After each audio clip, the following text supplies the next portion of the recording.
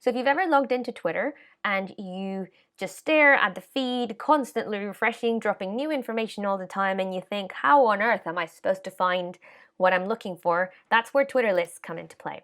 Twitter lists let you monitor groups of accounts or people that you want to see what they're publishing on Twitter and categorize them by issues or topics or put them in different buckets almost. So they help you cut through Twitter's feed to find what you want.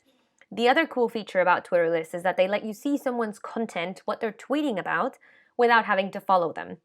And they're also collaborative, so you can follow other people's lists that they've made or share the ones that you have made with colleagues, because it's always better when we work together, right? Let's have a look at how they work. So if you log on to your Twitter account, on the left-hand side, you have this button here that says lists. Click on it, and it's going to show you 3 different ways that you can interact with a Twitter list. The ones that you own, the ones that you are subscribed to. So for example, I follow one called Disinfo Essentials, and the ones that I am a member of. So if this account ever gets put on a list, you will know and get a little notification. Now, if you wanted to make a list, you have to come to the top right-hand side here, to this little icon that looks like a notepad with a little X, and click plus. This is going to let me create a new list. So for example, let's call this COVID-19 health sources. And I'm going to give it a description: orgs and people who tweet verified information. Very important. If you make your Twitter list public, everyone's going to be able to see it. And also, whenever you add someone to your list, they're going to get a little notification that they've been added on a list. So if you're making a list, for example, of shady news websites that tweet coronavirus disinformation, you might not want to tip them off that you're monitoring them. If you make it private, it's just for you. No one gets a notification, but then you can't share them and other people can't see them. So there's pros and cons. In this case, I'm going to make mine private. I'm going to click next, and then it lets you add members. So let's add, for example, the World Health Organization. Let's add Johns Hopkins University.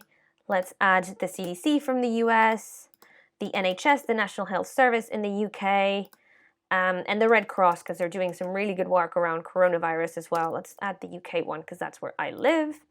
And why not? Let's add the Red Cross in Mexico because that's where I'm from. And once you hit done, this new feed that you see in front of you is only displaying the stuff that has been tweeted out by the 6 members in your list, right? So if we scroll down, this is the World Health Organization, the NHS, and you can very quickly see how now that you have their content just in one place, it's going to be easier to find than if you were trying to sort it and find it in the whole of Twitter and your non-stop feed.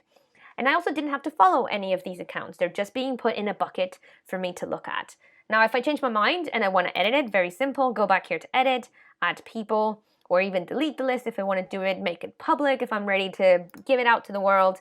And if it was public, I'd be able to then share it here, copy a list, send via direct link, even tweet it out into the world.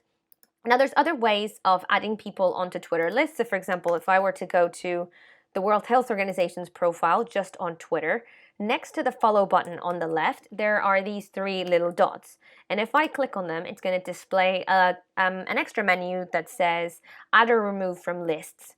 This is where then I can, as I'm surfing the web or the internet or Twitter, click on it and immediately add them onto one of the lists that I have got. And you can also do that on mobile. If I was doing the same process on my phone, you'd be able to just add people as you go along. And that's the power of Twitter lists, that you can curate them as you go along.